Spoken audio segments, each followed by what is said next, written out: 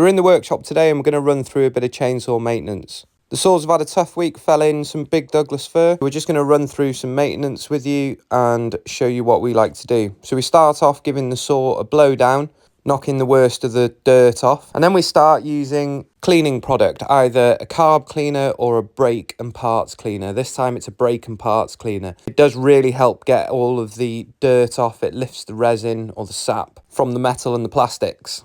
So after giving it a rub down and another bit of a blow off, we're then onto the air filter. So we remove the cover and blow in around all the electrics, blowing out any sawdust, and then we remove the air filter and give that a good blowout as well. It's really important to keep your air filter clean. We then remove the spark plug and check that it's still sitting in the right place with a feeler gauge. These are all things that are going to make sure that your saw's running to the best of its abilities. We then move on to the sprocket. So we're taking the little circlip off and checking the sprocket to make sure that it's not worn too much. I like to use a Husqvarna sprocket because they have little lines on them, and once those lines are worn through, that means the sprocket needs replacing. Then we're on the clutch cover and we are making sure that's nice and clean, and then moving on to the needle bearing. Now, some people do grease it, some people don't grease it. I prefer to give it a bit of grease. It's a moving part. Surely grease is going to do it some good.